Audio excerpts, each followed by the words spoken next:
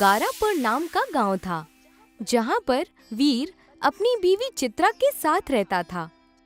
चित्रा आए दिन बीमार रहती थी और वीर जिस कारखाने में काम करता था वो बंद हो चुका था, इसलिए वीर बेरोजगार चल रहा था।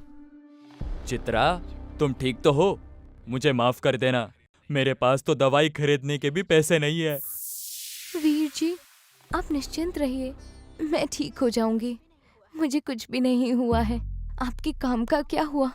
आप काम ढूंढने गए थे ना? इस कस्बे में किसी के पास मजदूर की जरूरत नहीं है, इसलिए मैंने तय किया है कि मैं कस्बे के जमींदार से कुछ पैसे लेकर पुलाव बेचना शुरू कर दूंगा। अच्छी बात है वीर जी, आपके हाथ का पुलाव इस गांव में सबसे स्वादिष्ट लगता है। वीर पुलाव बनाने में काफी अच्छा था। पुलाव का ढाबा खोलने के लिए वीर जमींदार के पास कुछ पैसे लेने आता है। जमींदार साहब, कुछ पैसों की जरूरत थी। मेरी बीवी बीमार है और कस्बे में किसी के पास काम देने के लिए काम नहीं है, इसलिए मैं पुलाव का ढाबा खोलना चाहता हूँ। वाह, ये तो बड़ी अच्छी बात है। मैं तुम्हें इस काम के लिए जरूर पैसे दूंगा, लेकिन उस पर 30% का ब्याज लूंगा। मंजूर है तुम्हें? वीर थोड़ा सोचता है। उसे ये सौदा बिल्कुल मंजूर नहीं था, मगर उसके पास और कोई चारा भी नहीं था। जी, मुझे मंजूर है।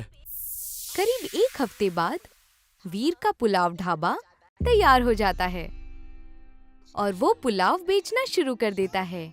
शाम तक उसका सारा पुलाव खत्म हो जाता है।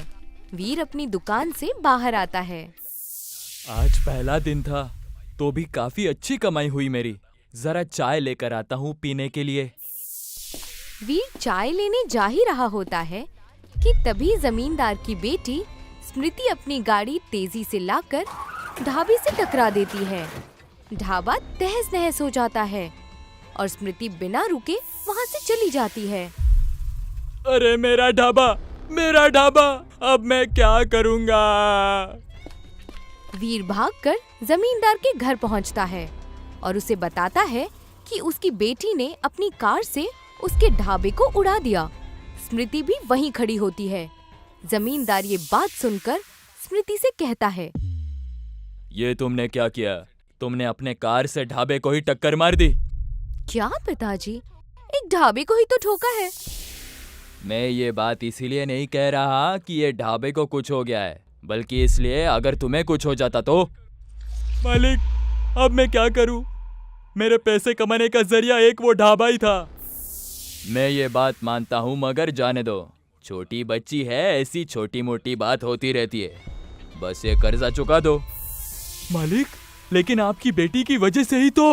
अरे निकलो यहाँ से, समझ नहीं आया क्या? अब जाओ, जिसको बताना है जाकर बताओ। प्रधान को बताओगे या पुलिस को बताओगे?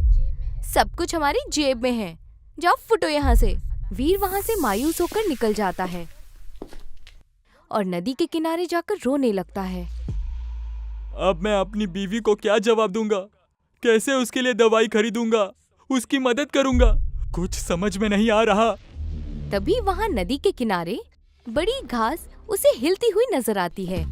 वीर वहाँ पर देखने जाता है। वो देखता है कि वहाँ पर एक भालू एक जाल में फंसा हुआ है। ये तो भालू है, काफी दर्द में लग रहा है। रुको, मैं तुम्हें खोलता हूँ। खोलने के बाद अगर मार भी दोगे तो भी मुझे कोई फर्क नहीं पड़ेगा।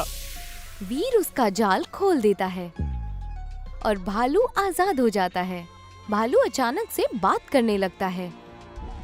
तुम्हारा बहुत बहुत शुक्रिया इंसान। आज अगर तुम नहीं होते तो शायद मेरा शिकार हुआ होता।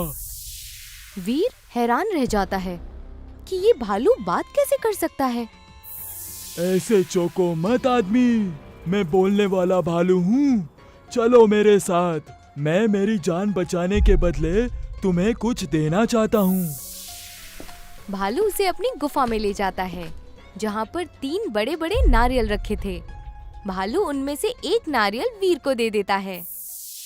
मुझे पता है कि तुम तकलीफ में हो। शायद ये नारियल तुम्हारी तकलीफ दूर कर दे। इसे जमीन में गाड़ देना और जो तुम्हें चाहिए वो मांग लेना और अगले दिन का इंतजार करना। वीर नारियल को लेकर घर लौट जाता है। वीर नारियल को अपने घर के बाहर गाड़ देता है। अगली सुबह होती है। वीर घर के बाहर आता है और देखता है कि घर के बाहर एक बड़ा नारियल का दरख्त लग चुका है। अरे, यहाँ तो सच में नारियल का दरख्त आ गया है। एक नारियल को दरख्त में से तोड़ कर देखता हूँ। वीर नारियल के दरख्त पर चढ़कर 3 नारियल तोड़ता है। नारियल को काटने के बाद वो देखता है कि नारियल के अंदर बने बनाए पुलाव है। ये तो सच में जादुई नारियल है। मैंने कल उस नारियल को गाड़ते हुए पुलाव के बारे में सोचा था और आज मुझे नारियल का दरख्त और उस नारियल के अंदर पुलाव भी मिल गया। वीर नारियल पुलाव को ले जाकर अपनी बीवी चित्रा को खिलाता है।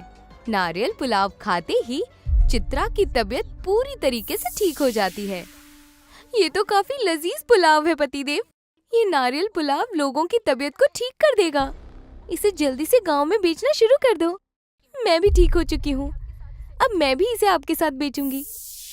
वीर कई सारे नारियल को तोड़ता है और जहाँ पर उसका ढाबा था वहाँ जाकर उन्हें बेचने लगता है। चित्रा भी उसके संग होती है। नारियल पुलाव ले लो। आपने ऐसा पुलाव कभी अपने जिंदगी में नहीं खाया होगा। प्रधान वहाँ से गुजर रहे थे। क्या? नारियल पुलाव? जरा एक नारियल पुलाव खिलाना, मैं भी तो देखूं आखिर ये है क्या। जी प्रधान जी, अभी देता हूँ। वीर प्रधान को नारियल काट कर देता है। प्रधान नारियल पुलाव खाकर बहुत खुश हो जाते हैं। वाह, इससे पहले मैंने कभी इतना बेहतरीन कुछ नहीं खाया। 2-3 पुलाव मेरे घर पर भी भिजवा देना।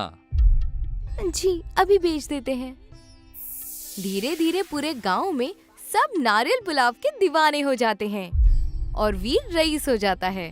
वीर जमींदार का पूरा कर्जा ब्याज समेत चुका देता है। जमींदार को अब इस बात की फिक्र सताने लगती है कि कहीं वीर अब उससे ज्यादा रईस न हो जाए। सब तुम्हारी वजह से हुआ है। ना तुम उसके ढाबे को टक्कर मारती, ना ही वो नारियल पुलाव बनाना शुरू कर देता। पिताजी, मुझे माफ कर दीजिए। मुझे नहीं पता था कि कुछ ऐसा हो जाएगा। चलो जाकर देखते हैं कि ये नारियल पुलाव बनाता कैसा है, क्योंकि कोई नारियल में पुलाव कैसे बना सकता है।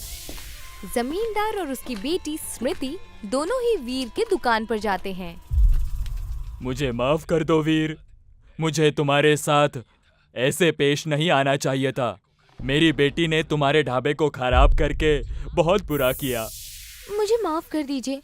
मुझे मेरी सीख मिल गई है। मैं आगे से ऐसा कभी नहीं करूंगी। कोई बात नहीं, मुझे तो आप लोगों को शुक्रिया कहना चाहिए। अगर आपने उस दिन मेरे ढाबे को तोड़ा ना होता तो शायद मुझे नारियल पुलाव का दरख्त नहीं मिला होता। ये नारियल पुलाव जरा मुझे भी खिलाना। और ये नारियल पुलाव दरख्त तुम्हें मिला कैसे? वीर उन दोनों को नारियल पुलाव देता है। जमींदार और उसकी बेटी दोनों ही आश्चर्यचकित हो जाती हैं और वीर सारी बातें जमींदार और उसकी बेटी को बता देता है, जिसे सुनकर दोनों कहते हैं, ये तो सच में आपको जादुई दरख्त मिल गया। आपको ये जादुई नारियल पुलाव है, फिर भी तुम इसे काफी कम पैसों में बेच रहे हो। वीर, ये दरख्त मुझे बेच दो, मैं तुम्हें बेशुमार पैसे दूंगा। बोलो, बेचोगे ये दरख्त? नहीं, बिल्कुल नहीं। ये दरख्त लोगों की तबीयत भी ठीक करता है, इसीलिए मैं कभी भी इससे ज्यादा दाम में ना बेचूंगा और ना ही बेचने दूंगा। भूलिए मत, ये दरख्त आपको मेरी वजह से मिला है। मुझे लगा कि आप लोग सच में मुझसे माफी मांगने आए हैं, लेकिन आप कपटियों के दिल में इतना कपट भरा हुआ है कि आप किसी के बारे में कुछ अच्छा नहीं सोच सकते। ये तुम पर भारी पड़ेगा वीर, देख लेना। ये कहकर जमींदार और उसकी बेटी स्मृति वहाँ से चले जाते हैं और घर पहुँचते ही साजिश रचने लगते हैं। अगर ये जादुई नारियल पुलाव का दरख्त मुझे नहीं मिला तो मैं इसके पास भी नहीं रहने दूंगा। जो कभी मुझसे पैसे मांगा करता था, आज उसने मुझे नीचा दिखाया है। पापा, मेरे पास एक साजिश है। क्यों ना हम उसके उस नारियल पुलाव के दरख्त को काट डालें? ना रहेगा बांस और ना बजेगी बांसुरी। ये की ना तुमने तरकीब की बात। रात का वक्त होता है और वीर अपने ढाबे को बंद करता है। आज जल्दी बंद करके घर जाता हूँ। आज चित्रा ने खाने के लिए बढ़िया खाना बनाया है। वीर अपने घर लौट जाता है और आधी रात हो जाती है और बीच रात में जमींदार और उसकी बेटी उनके घर के बाहर उस नारियल पुलाव के दरख्त के पास आते हैं। पिताजी, अब अगर हम इसे काटने जाएंगे तो बहुत आवाज होगी और वीर और उसकी बीवी दोनों उठ जाएंगे। जानता हूँ बेटी, इसीलिए मैं तेल और माचिस लेकर आया हूँ। मैं इस दरख्त को ही जला दूंगा। इस दरख्त को आग लगते ही हम यहाँ से भाग जाएंगे। वाह पापा, मान गई आपको। जमींदार तेल को दरख्त के इर्द गिर्द डाल देता है और जैसे ही जमींदार दरख्त को आग लगाने जाता है वैसे ही जंगल से वो भालू आ जाता है।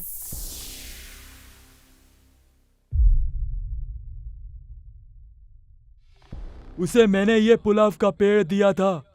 उसने तुम्हारा कभी बुरा नहीं किया, तो फिर तुम क्यों उसके साथ ऐसा कर रहे हो? फिर भी ईर्ष्या से तुम और तुम्हारी बेटी की आंख भरी हुई है। इसकी सजा तुम्हें जरूर मिलेगी जमींदार। मुझे माफ कर दीजिए, मुझे माफ कर दीजिए। हम आगे से ऐसा कुछ नहीं करेंगे, सच्ची। भालू कोई मंत्र पढ़ता है। मंत्र पढ़ते ही जमींदार और उसकी बेटी स्मृति दोनों नारियल पुलाव के दरख्त में तब्दील हो जाते हैं। उतने में ही वीर और उसकी बीवी चित्रा बाहर आ जाते हैं और उस भालू और दो दरख्त को देखते हैं। भालू जी, आप और यहाँ पर दो दरख्त कैसे? ये दरख्त मेरी तरफ से तुम दोनों को तोहफा है। बहुत तरक्की करो और कस्बे वाले की मदद करो। आपका बहुत बहुत शुक्रिया भालू जी। भालू अपने रास्ते चला जाता है और वीर का नारियल पुलाव पूरे गांव से लेकर शहर हर जगह मशहूर हो जाता है।